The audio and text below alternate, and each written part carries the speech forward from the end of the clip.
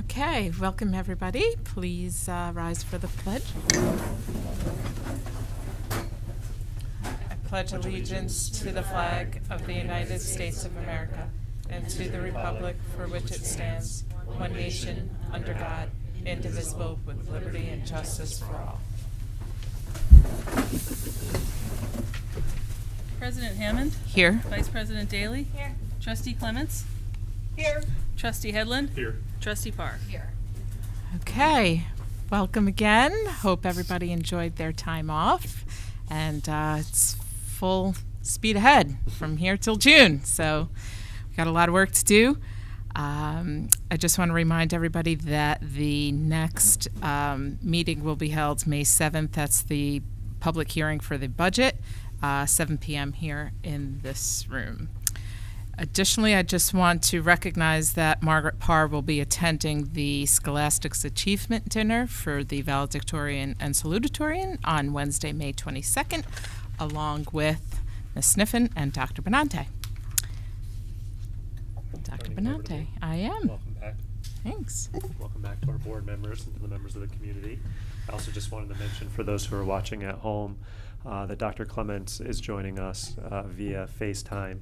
So she's on the other side of the screen, so you may not be able to see her, but we can here. Hi, Peggy. Thanks for joining us. Just a few comments before I turn things over to Ms. Sniffen and Mr. Salem. I want to welcome back. I also want to just acknowledge our students and their families who are celebrating Easter and Passover traditions with their families. It was a great day to have students back on campus today, after a bit of a break. Today was one of those days, I know the weather doesn't show it now, but just it's one of those days that you realize how unique our campus is. Having our K through 12 students just outside enjoying the property and what we have to offer here. It was a beautiful day on campus.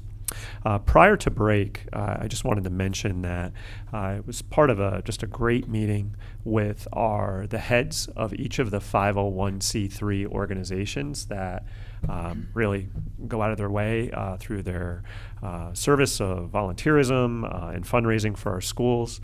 We all came together to talk about the spirit of our work, what we're trying to accomplish for our students on campus, and to identify areas that may be of shared purpose for us so we could enter into this work more collaboratively in successive years and through successive fundraising efforts.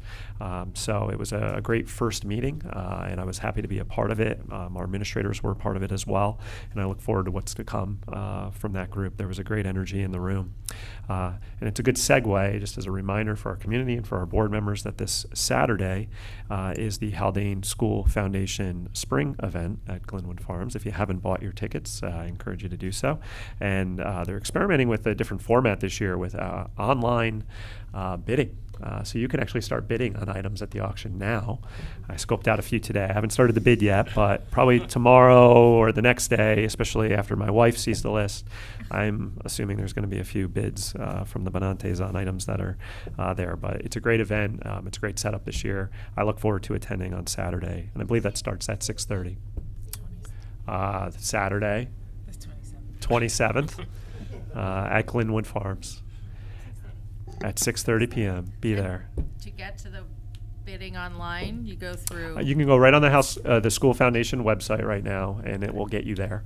And yeah, it's all going to be done electronically on your phone this year, if I understand correctly. I haven't downloaded the app yet, but I was able to check out the beginning of it online. So nice setup there. The folks have put through the School Foundation have put a lot of thought into the organization of this year's event. Finally, I was reading an article. I get the newsletter from the Haldane Arts Alliance, and there's a spotlight on Dr. Richter this month, and I encourage everybody to read it. And I was really enthused and appreciated Dr. Richter, his philosophy about what makes a great school. And he wrote about the balance of academics, athletics, and the arts. And I thought it was really well said, well stated, and I encourage everyone to read it if they hadn't had a chance to already.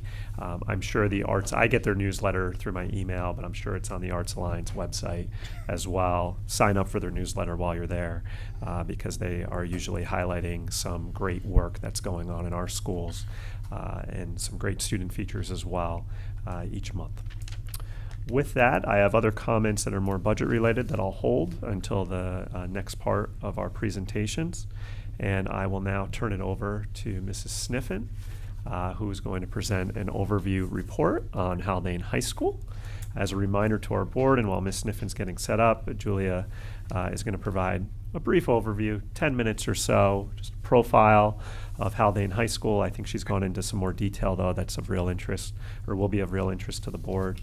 And also, Mr. Salem has an overview on the athletics program that he's going to provide as well. We thought it was a good idea to provide an athletics report along with the high school report, given that the majority of our student athletes are participating or of high school age. So Chris will present that as well. And Julia, you're ready to go? I will get out of your way.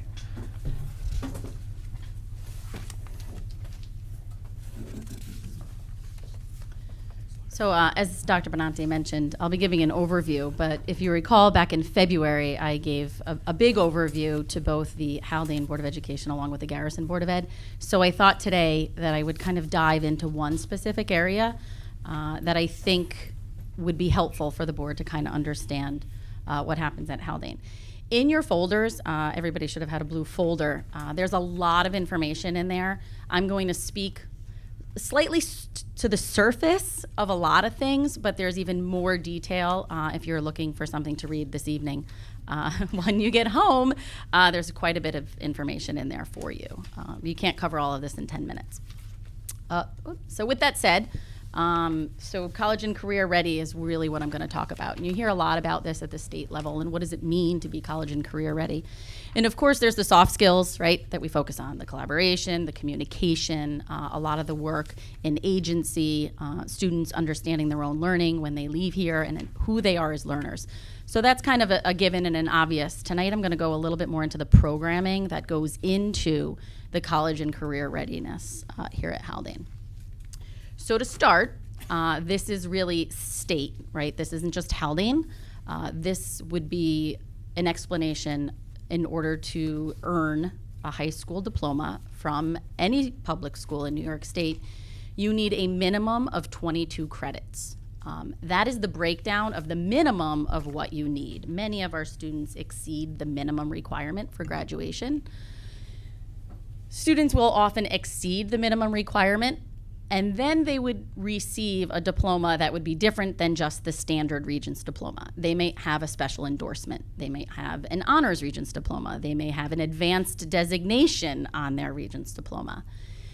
Students have to pass Regents exams, right? And the standard path is the 5 Regents exams for students to pass, 2 being in social studies, the US, and then the global, and then a math, the English, and a science.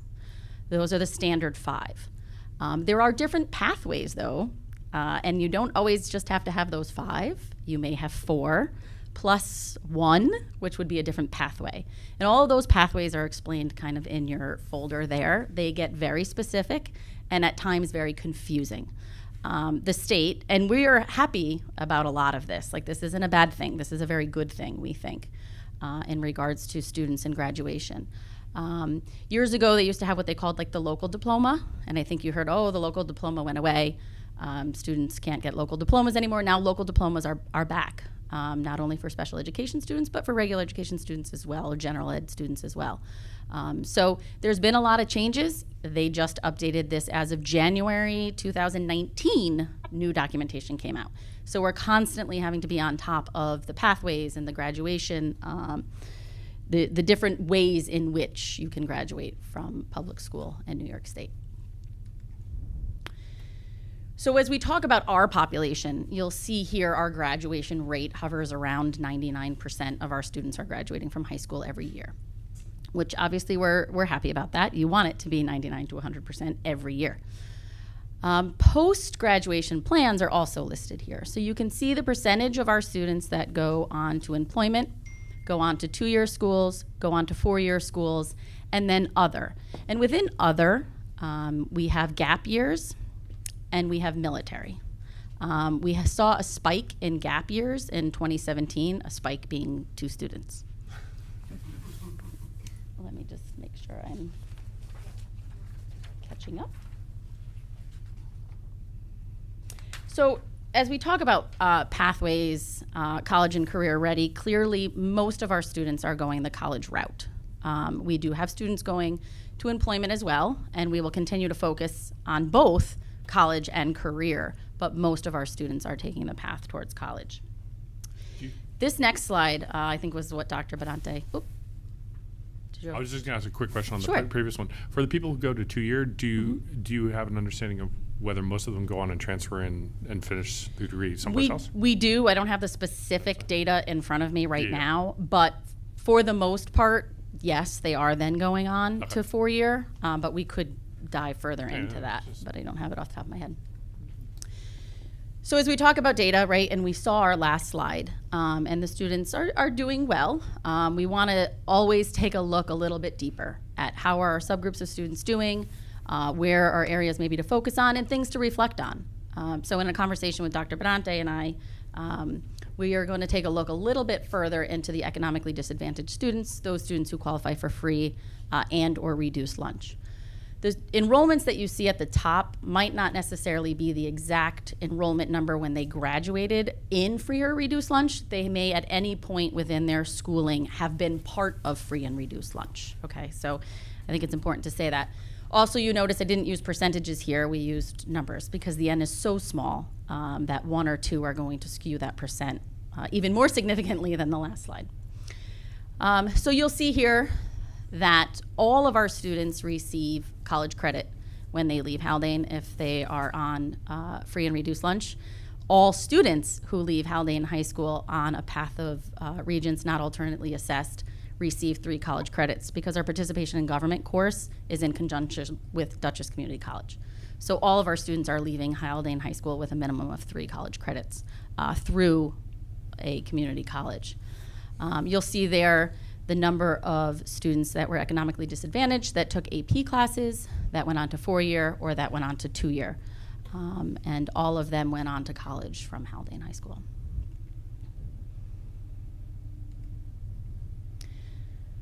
So now I'm going to talk a little bit more about career and not just college and some of the things that we do here as it relates to career and career readiness. BOCES Tech Center. I think you've heard me say this before. I feel very fortunate to be a high school principal in Putnam, Westchester County region with the Putnam Northern Westchester BOCES. Their tech center and their tech program and their vocational programs are phenomenal.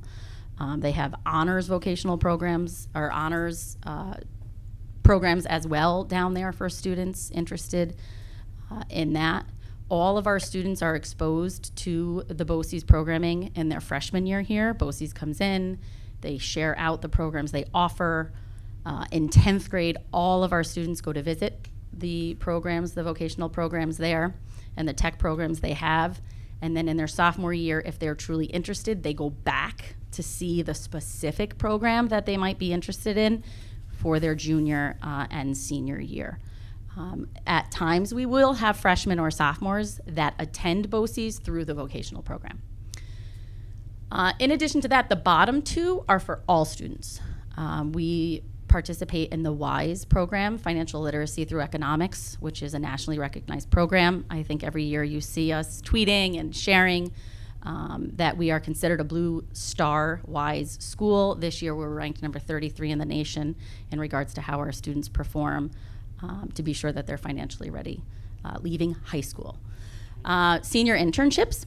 All of our seniors have the option to participate in senior internships if they're passing all of their required classes in their senior year. So if you're not passing PE, English, or social studies, you might not be participating in your internship program.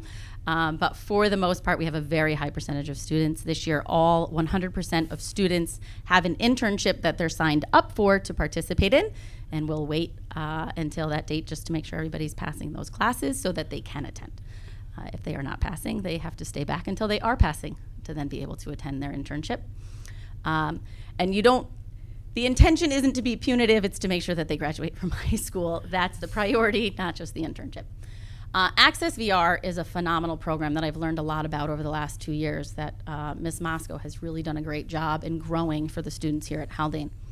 Access VR is through the county, through the state, and it's services for our students who might be classified or might have mental health or substance abuse issues that they are being treated for and need supports in their post-high school plans. It may be going to college and they need help financially with that. They may need help with transportation for that. They may need assistance in job placement within the area. Access VR will help. Access VR is available for students for a long period of time. I don't know that it even ever stops as long as the students and the people involved are willing to participate in their programming through Access VR. To the level of, I believe, even driver's ed. They will help in providing driver's ed for students that need supports in that area. So Access VR is incredibly beneficial to students. And I think that's it on that page. So that's the career exploration part. So now as we think about the college process and some of the work that goes into that, in addition, there's some BOCES and tech stuff in here as well, but you'll kind of see the breakdown by grade level. And we've been talking a lot about the guidance plan and the state and the updates within the guidance plan. So some of this is changing slightly because the guidance plan is getting very specific in regards to things that need to be done. You'll see at 11th grade here, we have individual family meetings. That's like the college post-high school career planning session where the families come in. But there are individual meetings at the 9th, 10th, and senior year as well. But with the new state regs, those individual meetings have to start in 6th grade. So it will be now 6 through 12 need to have those individual meetings with the guidance counselor. I'm not sure that's a funded mandate or not. But, other things to highlight in here, I think I'll talk a little bit more about the senior year. So obviously they come in the door right away. They leave and we start a lot of that, start thinking about your application, start going to visit some schools over the summertime, kind of have a plan. Kristen works hard at the 2, 2, and 2 rule, the 2 reaches, the 2 safety, and the 2 at your level, kind of your match schools. So we do a lot of that at the beginning of senior year. We have a college week, and you'll have this in your folder, where there'll be teachers are wearing their, alumni sweaters. We have raffles. In addition to that, we have instant decision days where different local schools, St. John's, Mount St. Mary, Dutchess, Mercy, Dominican, they all come and do instant decisions. So you sit down, you meet with the counselor, they tell you right there whether you're accepted or not. So for our students who may be concerned about that process, knowing right away on that day is kind of a big relief. We all celebrate when they leave and they find out that they get into school. We do that. Our English teachers are phenomenal working with our students on their college essays and helping them, whether it's 10th period. They do seminars for the students to help them. A lot of work on scholarships. You can go to our website and you can see all the scholarships we have access to in addition to other scholarships that are out there. We always encourage parents and students, though, to search on your own, too, because there's a lot out there that we might not know of. All of our students take the PSATs in their sophomore year. You then get a detailed report back from the PSATs from Khan Academy in regards to areas that you might want to focus on or to work on. And it's specific to you and it's computer-based. So we do that as well. Some special programs at Haldane that I have to give Kristen a lot of credit in terms of building these over the last couple years and taking things that she's learned from other school districts and going to the monthly meetings and coming back with some great ideas. So some of the things are new, and some of the things have been around for a while. But 9-10 parent night, we refer to everything I wish I knew before my child was a junior. So that in those meetings, the department chairs are there. They talk about the sequence. They talk about the courses, the expectations, the college credits versus AP versus Regents level. We have somebody from SAT versus ACT, why the SAT versus the ACT, or why the ACT versus the SAT. We have somebody from NC2A sharing the process of if you want to play Division I or Division II sports at that night. In addition to that financial aid workshop, we bring in somebody who used to work at Fordham in the financial aid office there, who now works, I think it's considered the state. Yeah, New York State Higher Ed. New York State Higher Ed comes in and does a great presentation, and he's been with us now for 2 years or 3 years? 2 years. 3 years. That's great. I will go to that every single year because you can't hear that enough, even though my kids are only in middle school. As a parent, I enjoy going to that. We also have the college admissions panel, which is coming up next Tuesday night here. There's 5 different universities that will be represented here, and they're all admissions counselors. That's open for anybody who wants to come. Clearly, we're targeting the junior parents, but it'll go out to all parents. It's also advertised on the website and the schools that are going to be in attendance. Whew, sorry. Student college visit days. We do excuse a couple absences for college visits, but they need to bring proof of their college visit as an excused absence. In your folders, I forget how many schools we had visit this year. 75 colleges came here this year.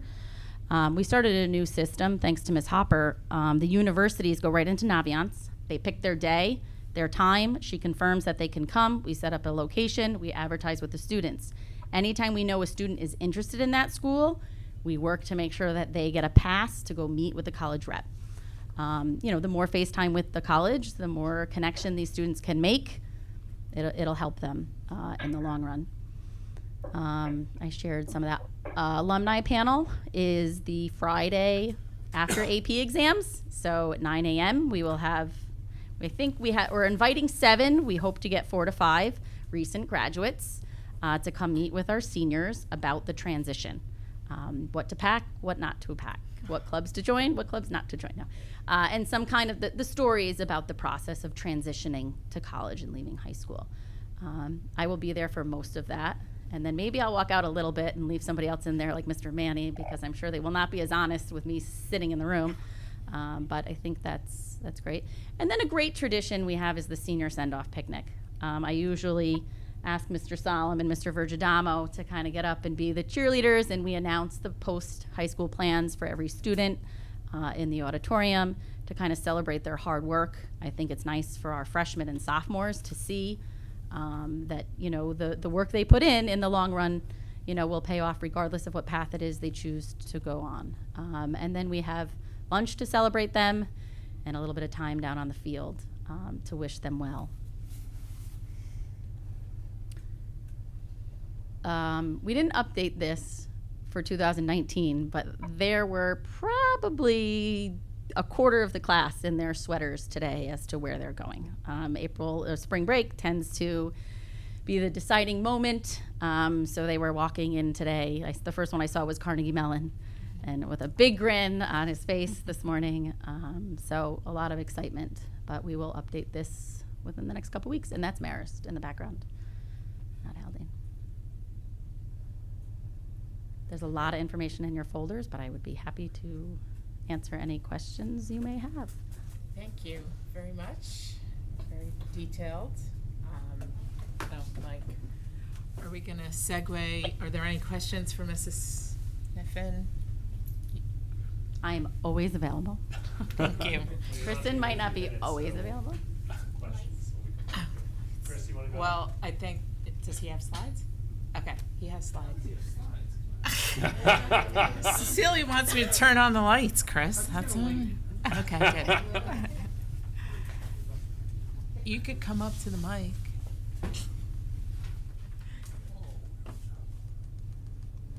There we go. So good evening, everyone. Tonight I just want to give a brief overview of our athletic program.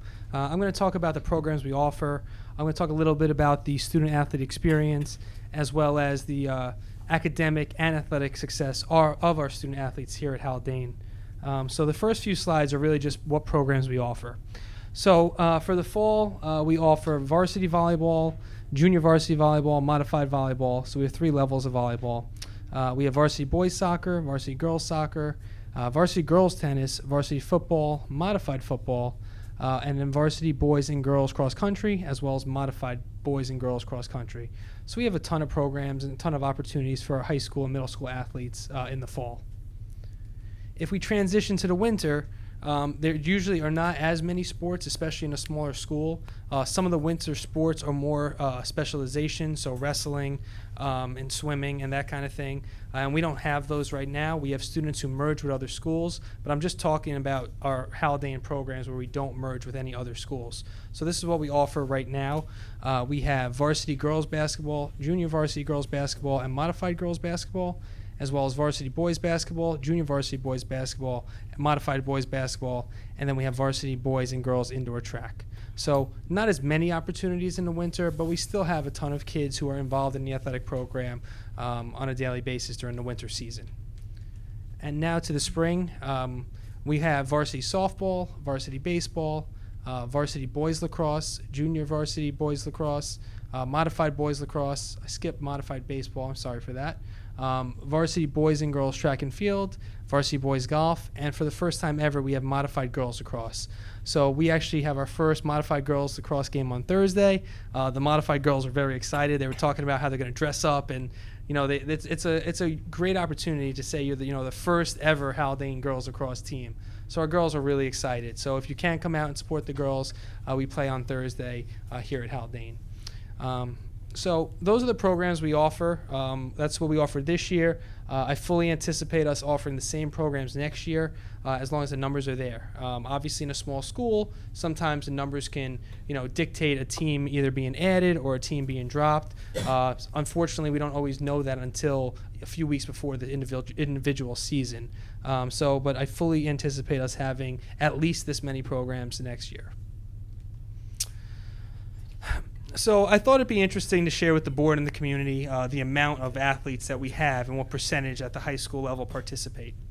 So as you see, if you could read that, the fall, out of the 285 high school students we had, 117 of them participated. That's 41% of our student body at the high school.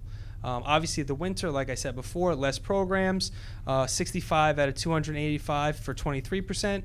And then in our current season, 110 out of 285, which is right under 40% at 39. So we do have a large amount of our student body involved in athletics, which is a great thing. Dr. Richter has the 3 A's. Athletics are a big part of it. It's great to have so many kids involved in different sports in different seasons. Just off the, you may not know this, how many unique students of the 285, how many in total participate in some sort of sport across the entire year? I didn't break it down. We do have a ton of multi-sport athletes. Yeah, I would assume so. If I had to give you a guess, I'd say we're probably around 90 to 95 at the high school. So probably about a third, give or take. But we do have about, many 2 and 3 sport athletes. So I don't have that exact number for you tonight. So I also wanted to talk briefly about the Scholar Athlete Program. Throughout the year, you hear me say, we have so-and-so team earn a Scholar Athlete recognition. This is nothing that we should take lightly. To balance your time, to make sure that you're doing well academically and athletically, it's no easy task. And we do a great job here. Our coaches, our student athletes, our teachers, everyone making sure that our students are being successful both in the classroom and on the fields. So I'm not going to read the exact definition for what being a Scholar Athlete means, but basically if 75% of your roster has a GPA of 90 or greater, you earn Scholar Athlete recognition as a team. So this year alone, all of these programs were Scholar Athlete teams. It's only at the varsity level. That's why you won't see junior varsity or modified teams up there. But as you can see in the fall, varsity girls soccer, varsity boys soccer, varsity girls tennis, varsity volleyball, and then varsity boys and girls cross country all qualified. And then in the winter, varsity girls indoor track, varsity boys indoor track, varsity girls basketball, and varsity boys basketball. there's a small disclaimer on the bottom. The spring season's still going on. Those grades have not been finalized, so we don't have the numbers for the spring teams yet. But based on where we are right now, I do think most of our teams, if not all of them, will qualify for the spring, which is another great accomplishment. So just to talk a little bit more about our academic success as athletes, I kind of broke down, looking at our GPAs, what student athletes maintained an N90 or higher during their respective seasons.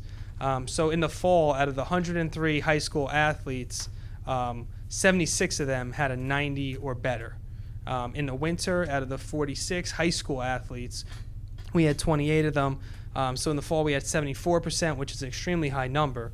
And in the winter, 61%, which is still pretty impressive. So 61% of the student athletes in the winter had a 90 or better, and in the fall, 74% of them had a 90 or better.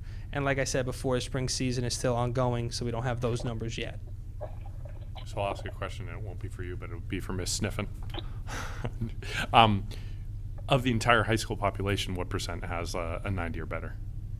What would I compare that 74 to? I don't know.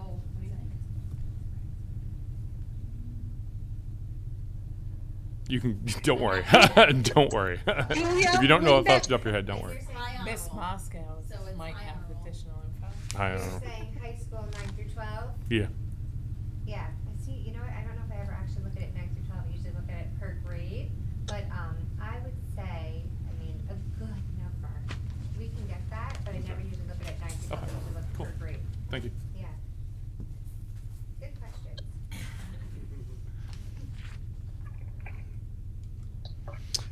So obviously, Sorry, no, go ahead. Peggy. Oh, sorry, Peg. Well, I mean, isn't about the number of students with a 90 or higher, isn't that the combination of about the number of students that make principal's list and honor roll, a high honor roll? Yes. Yeah. Yeah. Okay. Was that, yeah. Okay. I also put in a slide just some of our team accomplishments and achievements for this year alone. As you can see, we've had a very successful athletic school year to date. Our varsity girls soccer team were the Class C section champions and regional champions, advancing all the way to the New York State Final Four. Our varsity football team was the Class D sectional and regional champion, also advancing to the New York State Final Four. Our varsity volleyball team, they won their league championship. Our varsity boys cross country team won the Class D sectional championship. Our varsity girls basketball team won the Class C sectional championship. And our varsity boys basketball team won their league championship. So through the 2 seasons we've already had, we've had a ton of athletic success at the team level. So it's something that we should be proud of, and that we are proud of our student athletes and coaches for all their hard work and their achievements. So the last part of my presentation, it's one thing for me to come up here and kind of give you an overview. I thought it'd be great to kind of talk to a few of our student athletes. What are you experiencing? What are you getting out of athletics? So I interviewed 5 student athletes who play various sports, and I asked them the following questions. What does being a good teammate mean to you? How has being an athlete helped you in the classroom? What are a few things that sports have taught you? Why do you participate in athletics? And what is the best part of being a student athlete at Haldane? So I'm going to turn it over to the panel that I interviewed in the next slide, and I'll be happy to answer any questions at the conclusion of the presentation. So.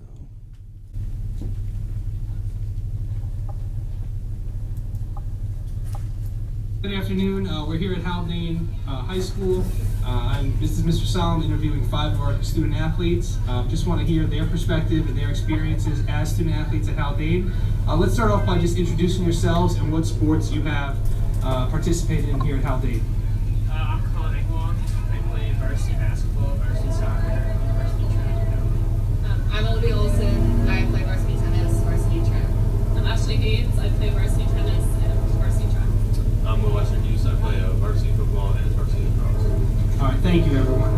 So the first question I'd like to ask you is, what does being a good teammate mean to you? Colin, why don't you start? Being a good teammate means you put the team first, you dedicate your time and needs and all your effort to that team. All the team's necessary goals and your goals. I think that being a good teammate kind of just means helping those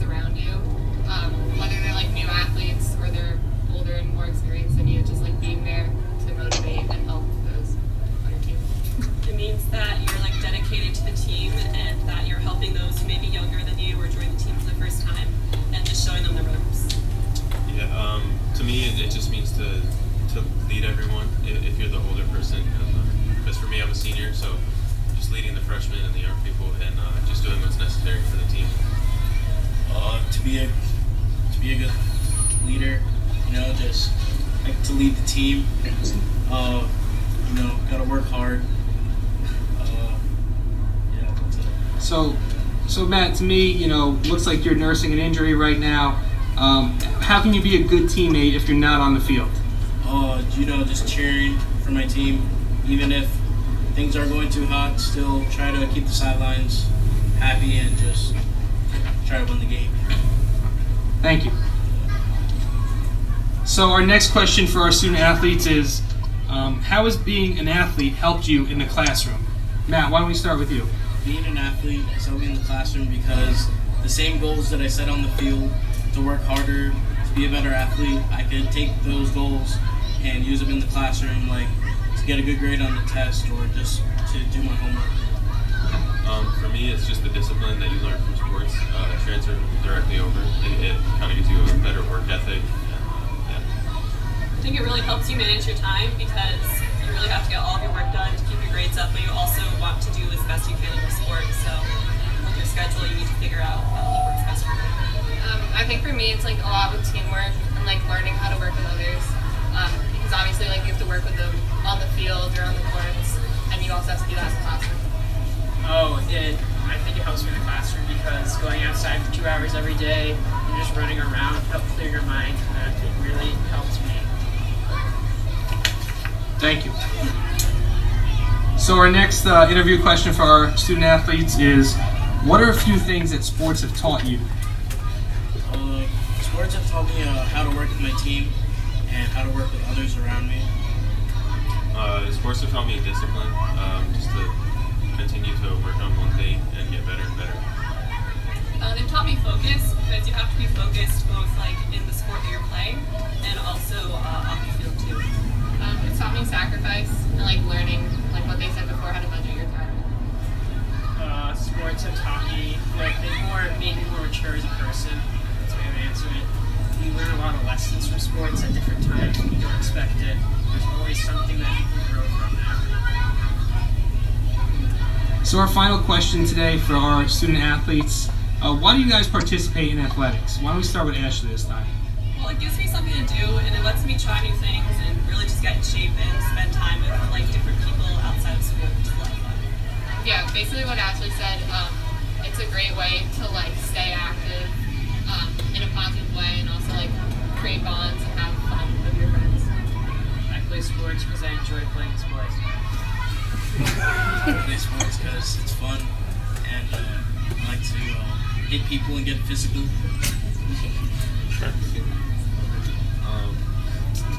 I play sports because it creates relationships that you know you'll have forever, and you'll never forget those memories that you made in high school.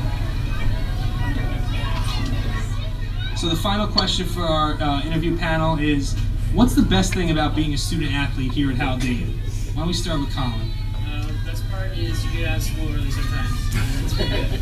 I think it's great that like at Haldane you can be on a bunch of varsity sports and still be in a bunch of hard classes, and it's a great balance.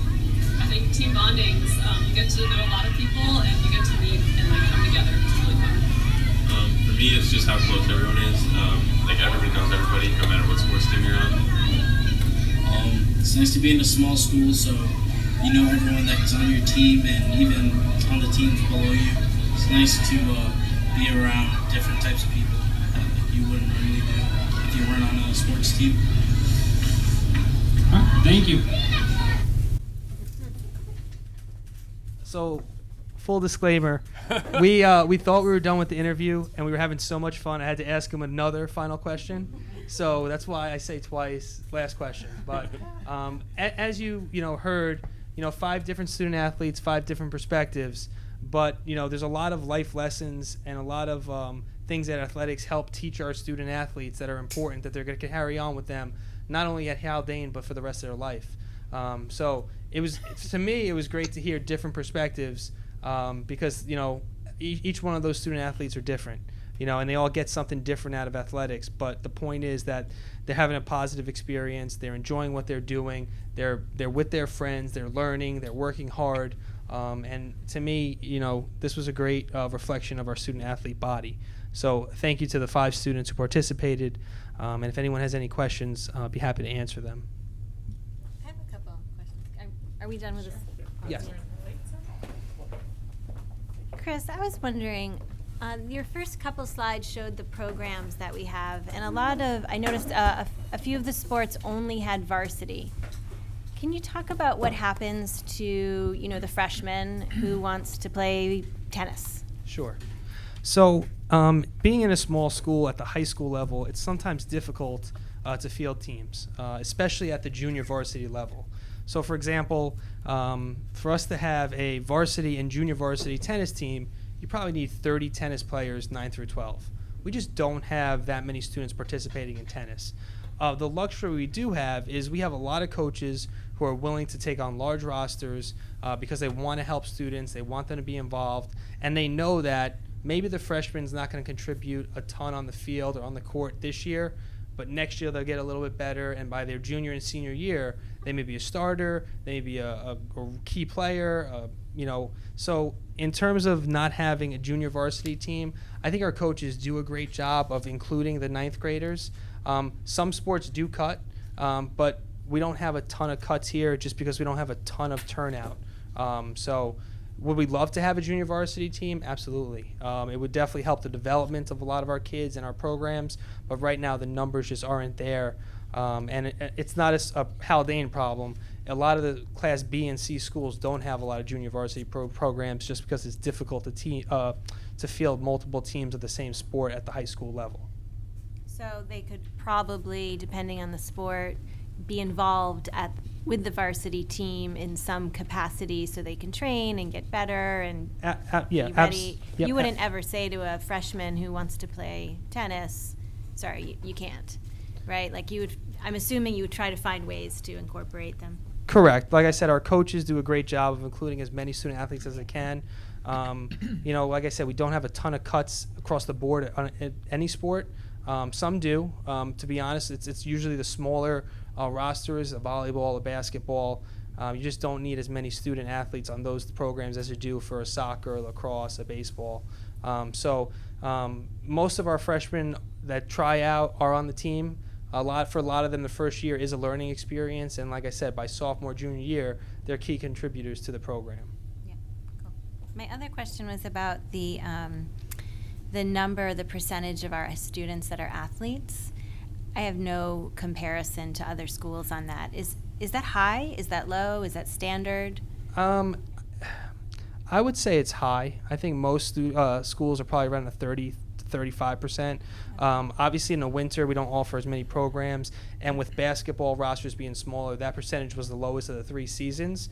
We were close to I think 42 or 3 in the fall and 39 in the spring.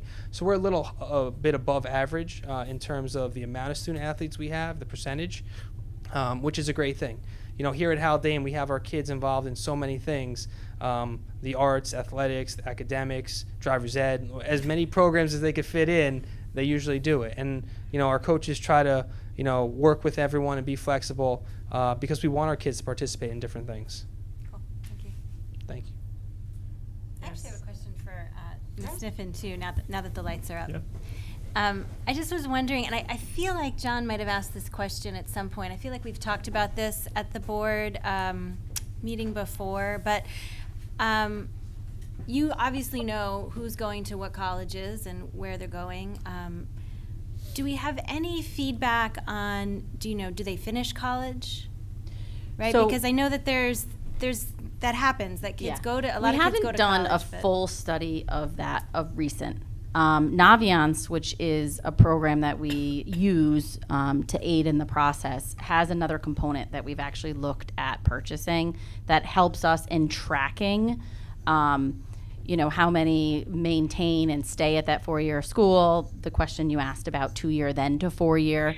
So we actually started to look at what would it cost to purchase that aspect of Naviance to then track if they then transfer schools, so they work in conjunction with colleges so that you can then get that information on that.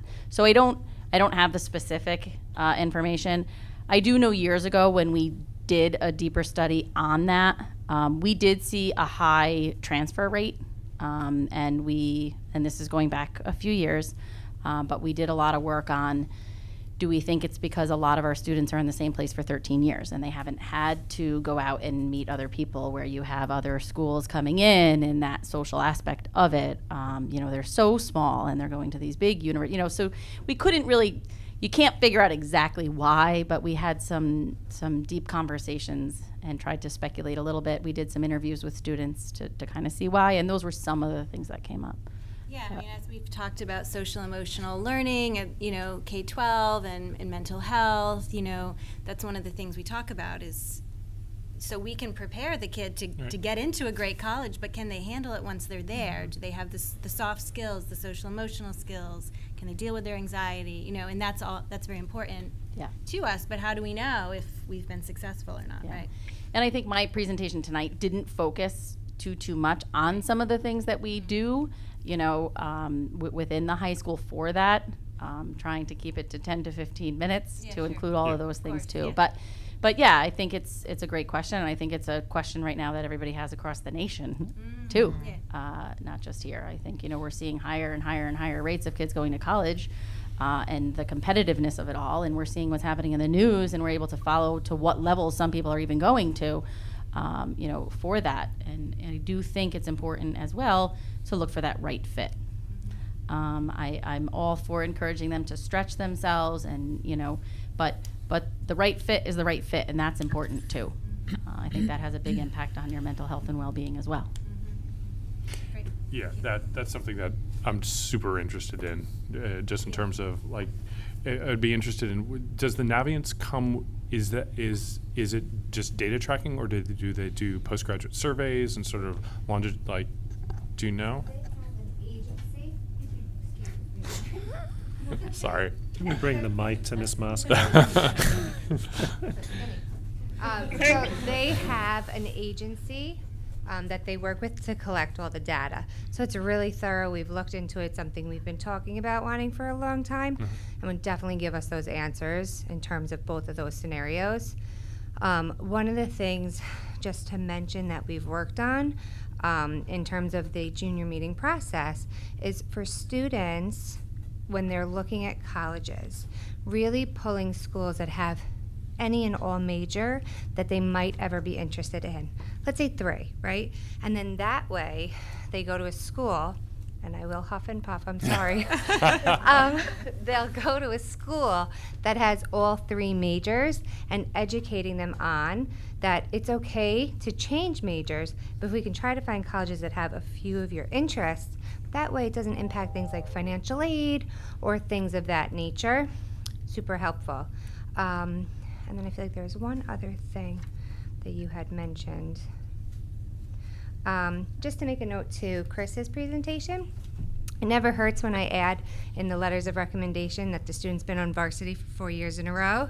So it always looks really nice, so although it balances out. And the other thing is that I get to read all the seniors write a senior survey.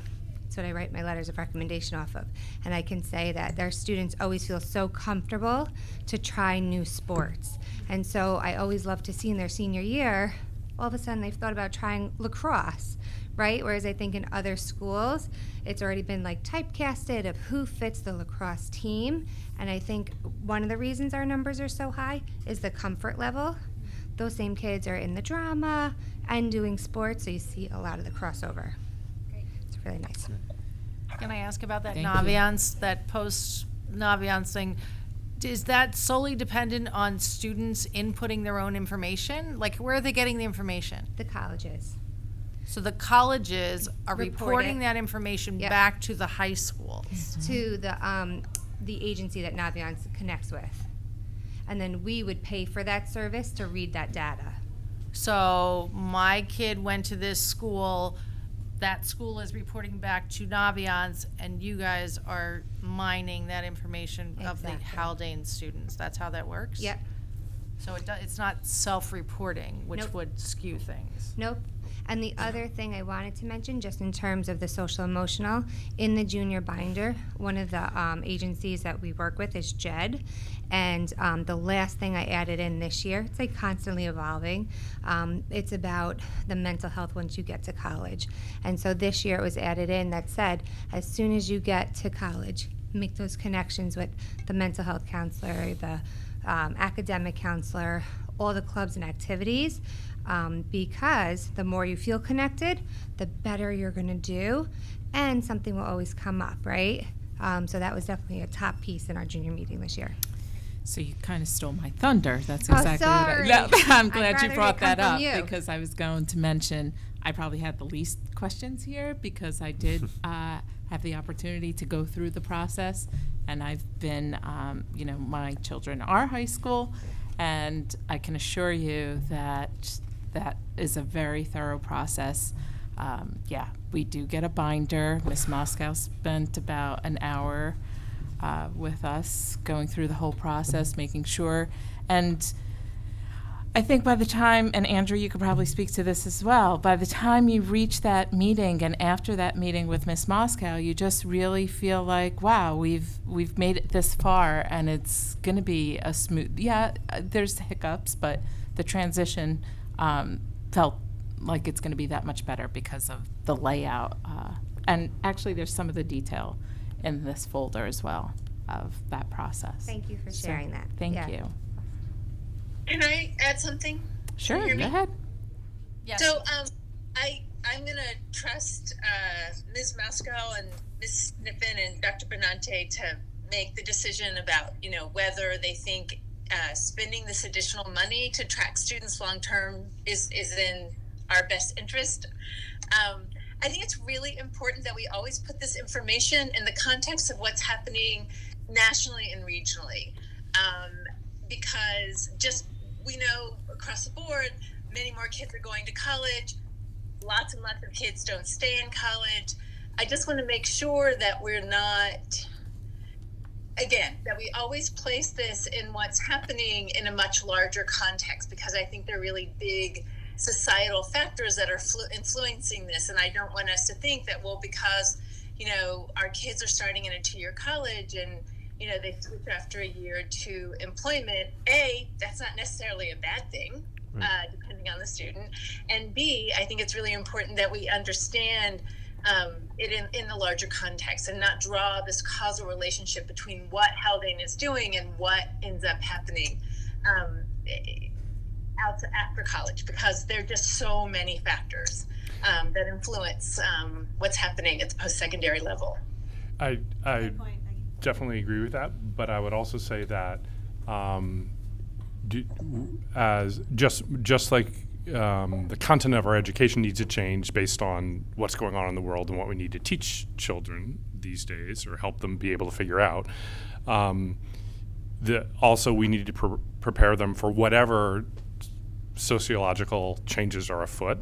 And the thing that I think is always interesting to me is that the huge benefit of Haldane is that it is small. You can play on a varsity sport starting your senior, right? And you can do a bunch of stuff. And then you can't accommodate, there's a lot of things you can accommodate through really smart selection, 2-2-2, like pick something that has a diversity of interests, so in case you decide you don't want to be X, you don't have to leave. That's great.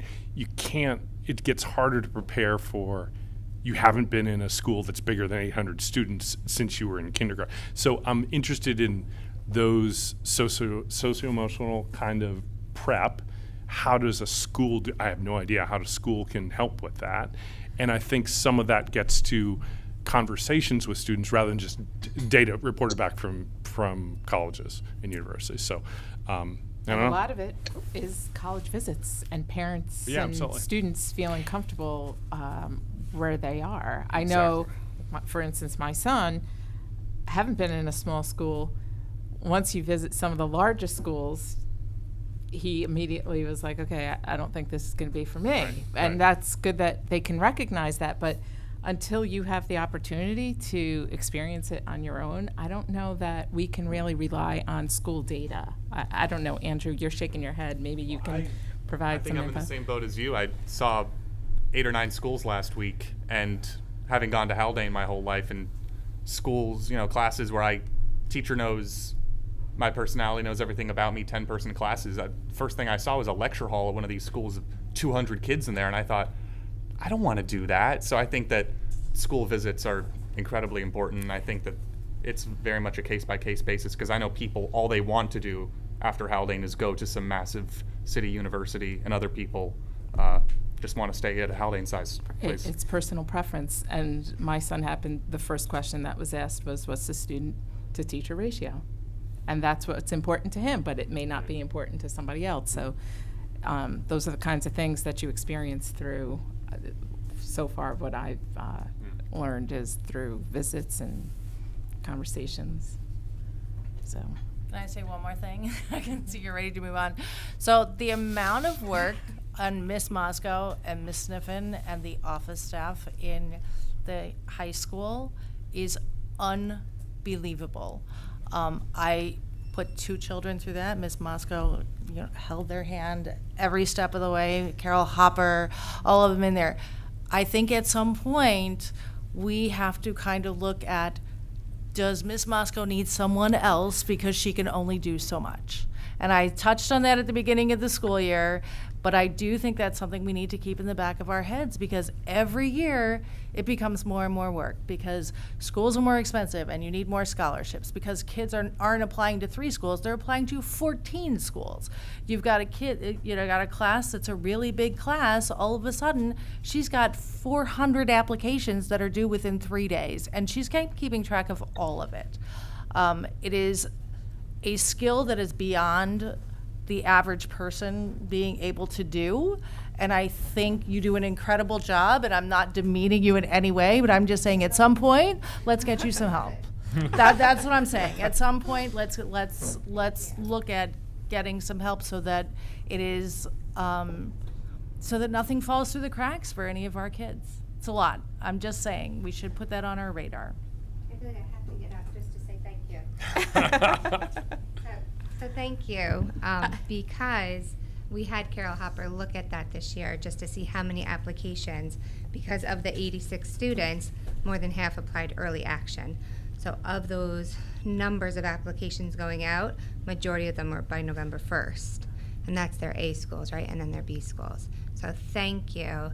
Thank you. Yeah, it's a huge amount of work, and I don't think we can dismiss that or look past that. And it's not going to get any smaller.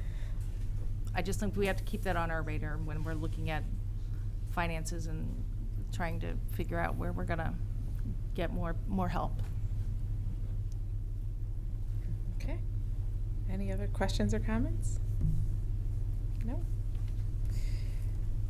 Alrighty. Good. Yep. All right, thank you, Ms. Sniffen, and thank you, Mr. Salem.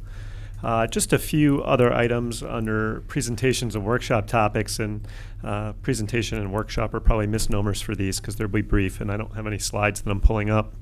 The first is just, it was here as a placeholder, but the BOCES budget vote and board member election is included as an agenda item in this agenda. It's another opportunity to ask any questions that you may have of myself or Ann before you were to vote on that.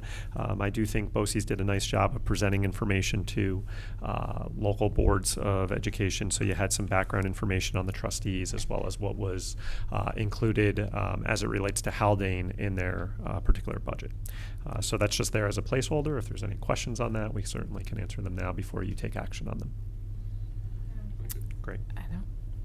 And we've had that for some time to review, so thankfully. Number 3 here, as far as Proposition 1 for the school budget, which is included for your action for adoption and I put before the community, there was one outstanding item when we last met in relation to the additional state aid that we had received and what the plan was for the use of that state aid or those funds. I am still working off of the parameter established by the board that we were going to develop a budget up to the levy limit. So there is a slight shift as it relates to one item that I think is appropriate in our recommendation to the board. I had in several budget presentations included that the district was interested in exploring whether or not we should move away from our contract with Edutech and examine the hiring of a systems engineer of some sort on our own, given what we had been spending historically on that contract. I have flipped on that, for lack of a better term. If you recall that over the last 6 weeks or so, we've also received back our safety and security audit from Alteris.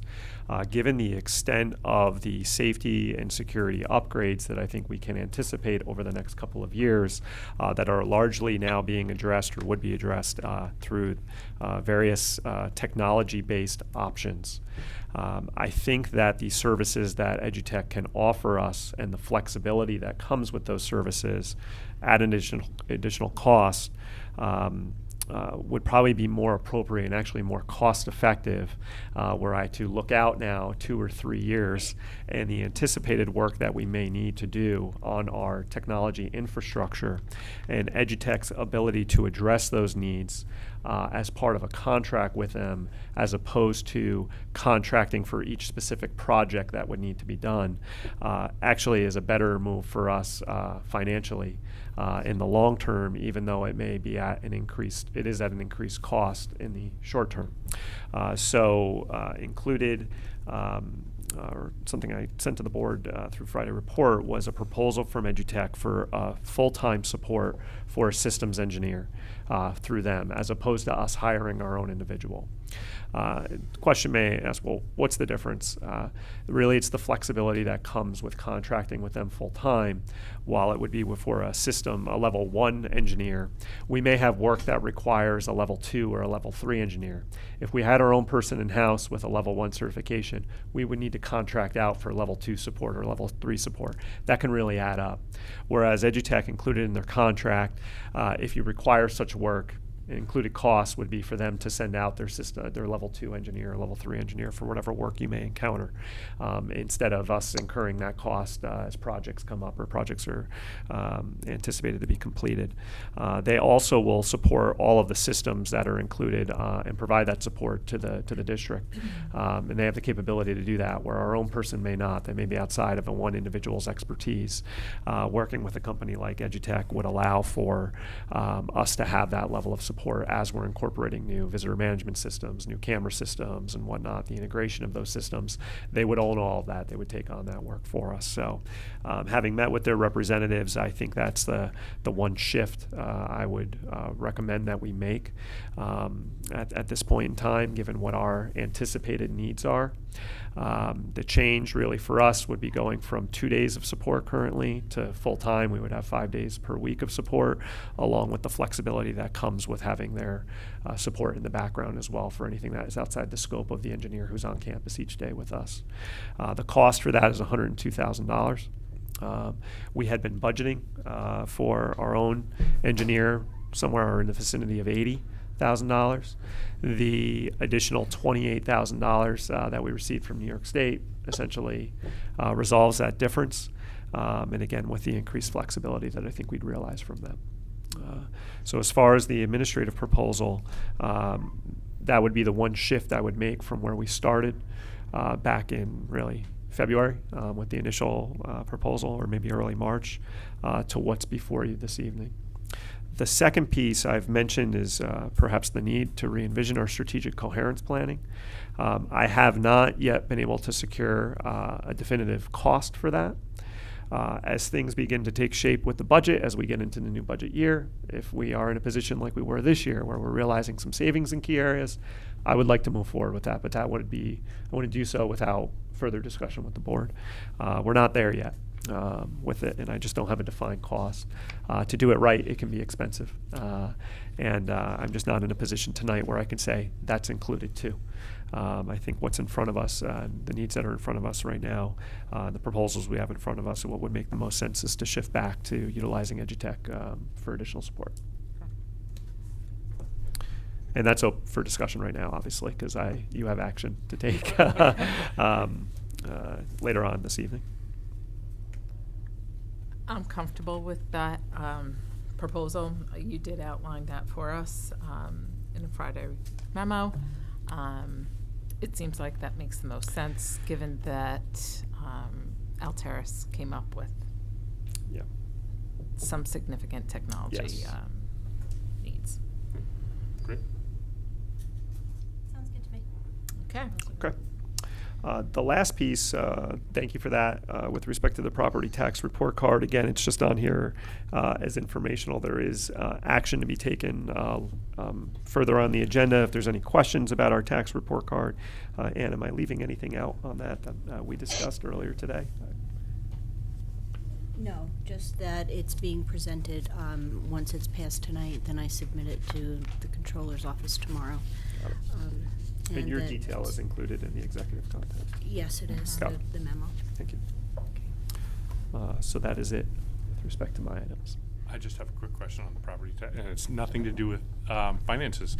It's just I noticed the projected enrollment. Is there any going down by roughly 5%? Is that due to time of year, or is that due to that's what we think the enrollment's going to be? It's a projection based off of the students who are anticipated to graduate and leave, and anticipated as of now cohort of kindergarteners coming in. Okay. It's a moving number. It always moves. Could very well be higher by September. How so. has it moved in the past? Let me give you some comparables. Current senior year is a bubble class.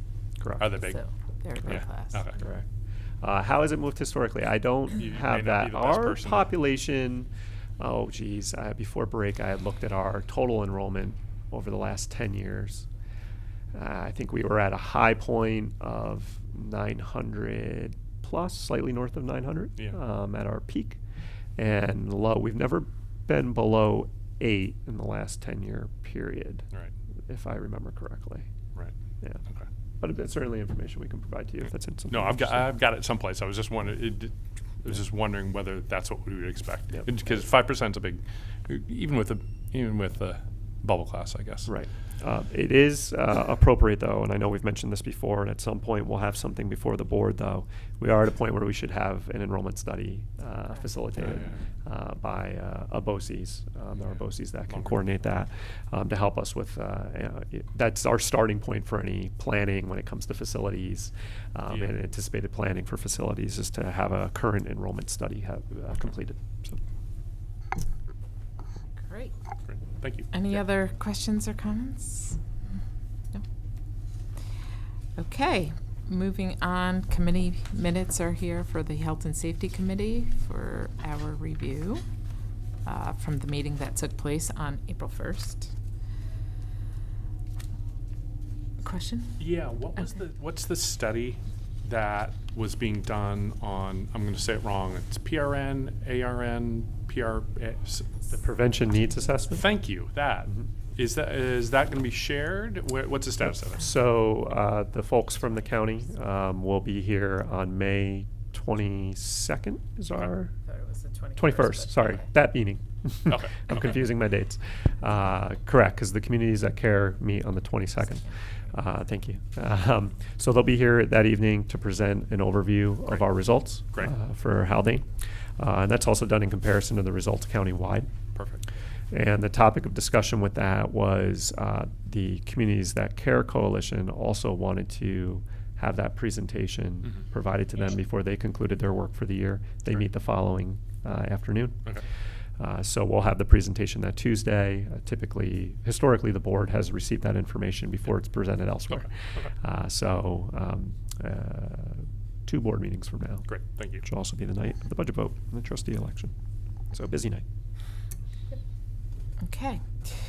Moving on to information reports. We'll start with Andrew. Thank you. So, unfortunately, I don't have as much as I normally do to report on because of spring break. Although students starting today came in to start what is, I've heard a lot called as AP season. Dun, dun, dun. One thing on that we tried this year that I think was a big success was the pre-registration for the APs. Students and teachers blocked out 110 period where they spent the time filling in the 40, 50 minutes of information that they needed on their registration forms for their APs, so that speeds up the process. And I think that was met with a lot of positivity because, you know, you come into a test at 7:30 in the morning and then you have an hour of just filling in your name and your address. So I think that was a big success. Additionally, with Ms. Moscow, the peer mentoring worked on creating a survey that we'll send out to students about sleep, stress levels, homework, overall related to the topic of anxiety and to the topics of managing your emotions in and outside of school. And the information for that will be presented at a faculty meeting coming up. So, yeah, thank you. Great. Thank you, Andrew, for that information. Moving on to Mr. Wallach. Sorry, Peggy, can you still hear us? I can't, Oh. sorry, my phone fell. Oh, okay. There's not an earthquake in Arizona? It's propped up precariously on Okay. something I couldn't stand for. I'll just hold it there. That's fine. Sorry. Sorry for distracting. No worries. I wanted to be sure you were still with us. Okay. Sorry. Good evening, everybody, and Peggy, I'm glad you're still with us. It's a busy time at the elementary school. All of our grades are involved in field trips, either just have had field trips or field trips coming up in the next week or two. Those are fun things, but they're also educational things that align with standards. Many of them are financed through grants from the Haldane School Foundation. Some of them obviously are financed by our district as well. 3 weeks ago, we had the state ELA assessment, which is something that we're required to do. We try to make it as stress-free as possible for our students. Very few students and families opted out of the test this year, which is a good thing. The state math test is coming up next week, and hopefully that should be about the same. I just want to quickly mention that 2 weeks ago, 12 days ago, was our elementary school musical, Disney's The Aristocats Kids. I'm not sure how many of you had the opportunity to see it. I know Dr. Bernante got to see the in-school performance that we did for all the students, but we also had an evening performance for parents and community members as well. An incredible amount of work by Mr. McGroarty, our music teacher who works with that group as a stipend position. They spend a couple afternoons a week for many months putting that together. It's not just the students who take the lead roles or the ensemble roles, but also the students who are in the tech crew, the stage crew, take their roles very seriously as well, and seem to really, really enjoy themselves. So it's a wonderful opportunity, for our students to perform on stage. Some students who are very, very brave in singing solo in front of an audience of approximately 250 people out there. Certainly not something I could have done as a 4th or 5th grade student, but I'm glad that we have some very talented students who are willing to do this, and obviously as they move on in the years, they'll be participating in middle school and high school productions as well. We talk about the arts as being important. The arts are important, athletics are important, academics are important, so we want to have well-rounded students. So that was just something fun that happened just a couple weeks ago that I just wanted to point out. So that's basically it. So unless you have any questions, thank you. Thank you. Okay, Dr. Silke.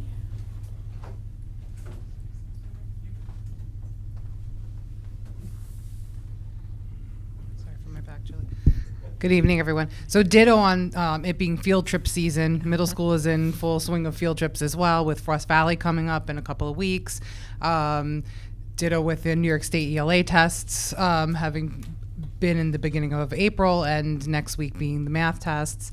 I just want to highlight a very exciting culminating project that occurred.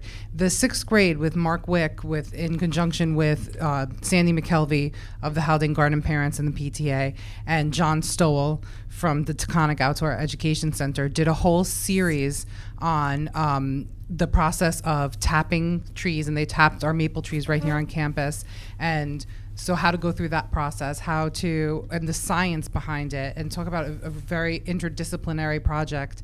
And then the Taconic Outdoor Education Center took the raw sap and made it into maple syrup. And with the help of many volunteers from the PTA and from class parents, we had a pancake celebration leading up to our break. So it was a really one of those really nice outdoor interdisciplinary hands-on real-world activities that tie learning in, and those kids will never forget that. It's not something that they memorized for a test, it's something that they experienced and lived. So those are the kinds of experiences that I really love to see happen, and I wanted to share with you. So more to follow. Great, thank you. Being married to Mr. Sniffen, I got to try the maple syrup at home, and it was delicious. Thank you, middle school students. I just want to take this time. We had some nice, great kudos to Miss Moscow, who is going to be going out on maternity leave. But today, Miss Kachin is here, Amanda, who will be Miss Moscow's replacement. You still haven't voted on that yet, but I would just like to take this opportunity to introduce her. To you. Yes. So Ms. Kachin comes to us with an undergrad degree from Dayton, Ohio, in public relations and communications, and her master's in school counseling from Hunter College. She did her graduate internship work at the Beacon School down in Manhattan, where she focused a lot of her time on communicating with different college reps, evaluating transcripts of juniors and seniors in that process, collaborating with teachers on student concerns. In addition to that, most recently she worked for Futures and Options out of New York City as the program coordinator, working on career development and work readiness workshops for students, and also providing some one-on-one college and guidance meetings for those students. So she's got a great deal of experience, and we're excited to have her. We will miss Miss Moscow. We wish Miss Moscow the best, but we're happy that Amanda's here this evening to meet all of you. So, welcome. Thank you. Mr. Solom, do you have anything else to add tonight? So I know it might seem like a long way off, but I just wanted to announce the fall start dates for our sports teams. People are planning vacations and their summers, so we're starting August 19th at the varsity and junior varsity level this summer. The modified level will not start until after school starts. So again, August 19th. And then just quickly, I'd like to thank the Booster Club for bringing in Mr. Mark Lineweaver. We had a presentation about a week and a half, 2 weeks ago that was about the college recruiting process for athletes, but his message was much more about just selecting the right school that's a good fit for you, regardless of being an athlete or not. So thank you to the Booster Club. Thank you to everyone who attended. I'll put the presentation on the website if anyone would like to check it out. He had a great message, and I think it'd be good for anyone to hear that has a high school student, regardless of whether or not they play a sport. So thank you. Great, thank you. Mr. Bojos.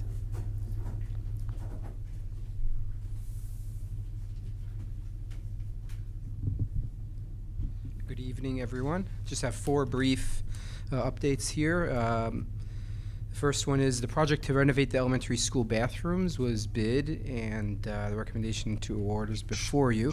I'm happy to report that with soft costs and the construction proposal, we are within budget. The second item is we had the first of 2 capital referendum walkthroughs. Some of the board members attended. Thank you very much. We are going to have the next one. It's sorry, I don't have the date with me here. It's May 15th. Sorry about that. And we look forward to everyone joining us and community members as well.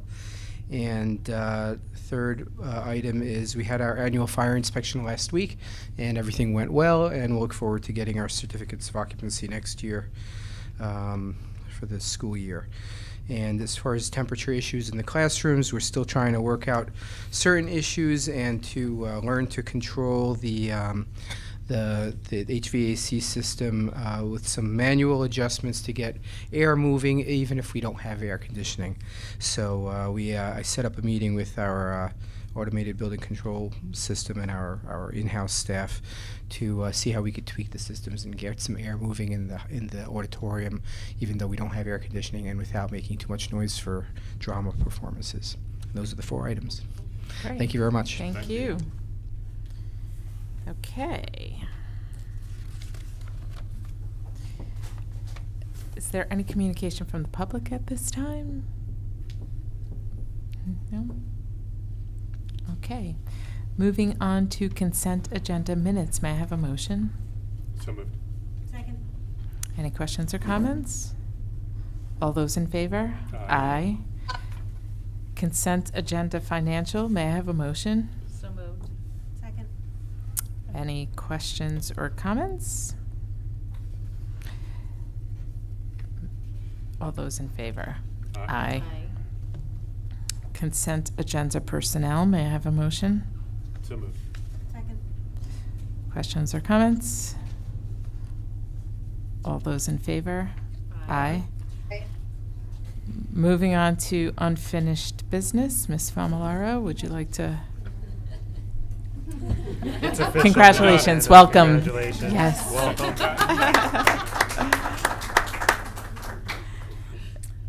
Yes, petitions were were due yesterday by 5 p.m. for candidates for trustees. We have received 3 petitions. Laura O'Connell, Jennifer Daly, incumbent, and Sean McNall.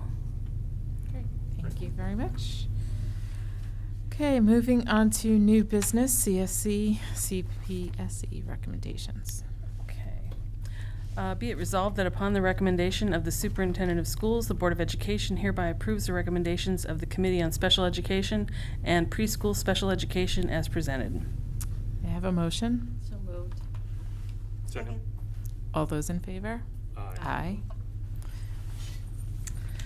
Okay, so this is the resolution for the Putnam Northern Westchester BOCES budget, and before I read it, I guess I would like to get a sense from you if you intend to approve it, because I'll read it as an approval instead of as a rejection. Yes. And is this a roll call? This is also a roll call vote, Okay, yes. I'm good. I'm good. Okay, so I'll just read it as an approval and then, okay, good, thank you. Be it resolved that upon the recommendation of the Superintendent of Schools, the Board of Education hereby approves the following resolution.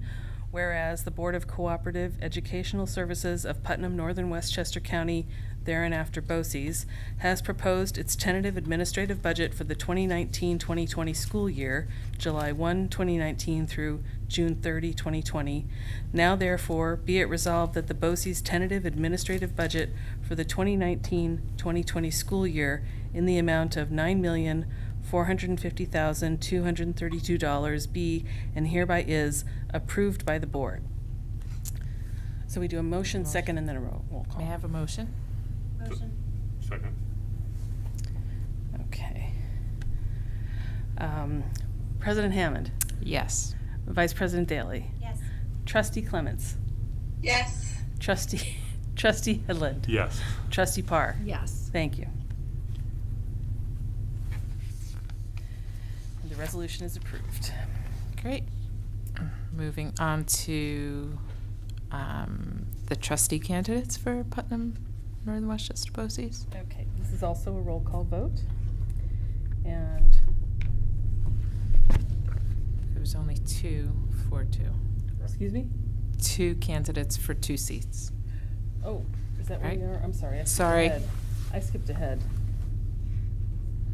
I was looking at the. My pages are funny. Okay, so then I guess that what I'll do is ask at this time, do you intend to approve them both? Okay, good. Thank you. Be it resolved that upon the recommendation of the Superintendent of Schools, the Board of Education hereby casts a vote to fill the 2 vacancies on the Putnam Northern Westchester BOCES Board of Cooperative Educational Services for the period July 1, 2019 through June 30, 2022 from the following 2 candidates, Tina McKay, Putnam Valley, New York, and Frank Schnecker, Austining, New York. May I have a motion? So moved. Second. Is this roll call? Actually, I don't believe that it is. All those in favor? Aye. Aye.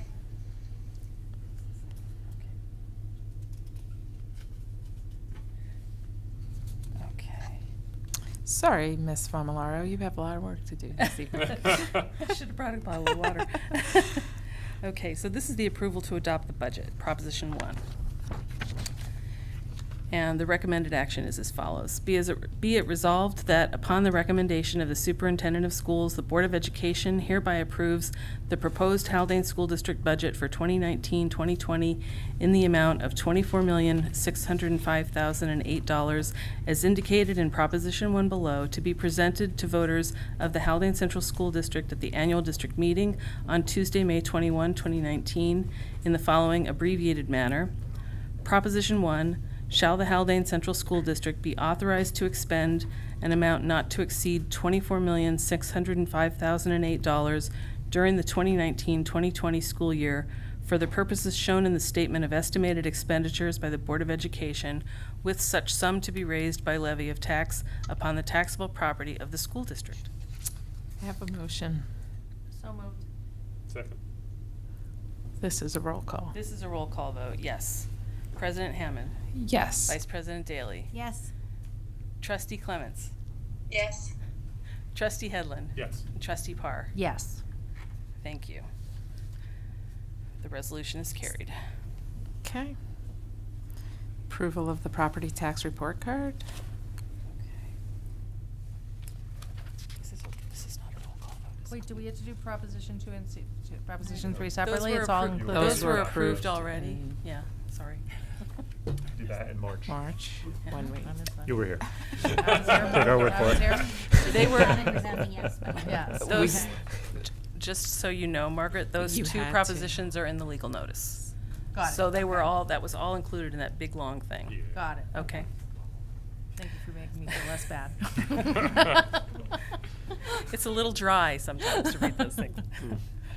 Okay, so the approval of the property tax report card for 2019, be it resolved that upon the recommendation of the superintendent of schools, the Board of Education hereby approves the attached property tax report card for 2019 prepared by Ms. Andinio, business manager.